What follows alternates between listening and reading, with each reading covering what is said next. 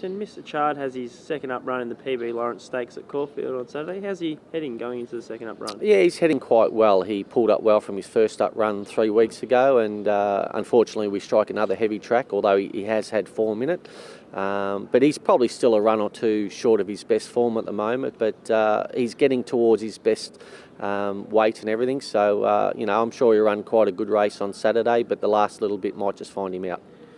What are his spring targets at this stage? He's had a few issues. Is it just one run at a time type stuff with him? Basically, yes. He's entered for the Cox Plate, and all being well and his form warrants it and his legs holds up, we'll head towards that way. But we'll just gauge it run by run, and if he shows that he's not up to that sort of class, we'll come back a grade and pick out some other nice races for him. He's had a few issues in his career. What are some of the setbacks that have plagued him so far that have kept him away from the racetrack? Well, he was off 12 months with a suspensory injury that he occurred in the Australian Guineas when he ran a mighty fourth, running home from last and getting beaten less than 3 lengths. And then after the Newmarket, he must have got cast in his box and injured himself over his one of the hindquarters. So that took a long time to get over. So hopefully now we're over all these little issues and we can get some racing into him. So he's well and sound at the moment? Yes, he is at the moment, but with the horse that's had his problems, we've got to keep working on him.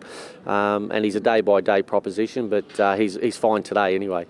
Following the PB Lawrence, ideally as he comes through the run well, where will you head to for the next run? We're probably looking at the Memsey at this stage. If he comes through it well enough and runs well enough, we'll go to the Memsey and then probably decide which way we go there after that, the Day 10 or something else. But as I said, we'll just see how he gets through Saturday. It'll probably be a tough run with a heavy track and sort of go from there. Yeah, we obviously don't want to get too far ahead of ourselves in the spring, which we've had a bit of a reminder of recently.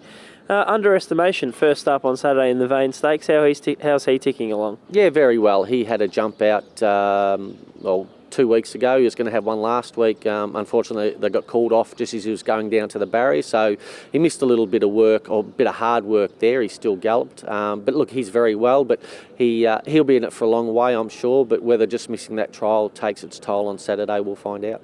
What sort of spring targets have you got for him this preparation?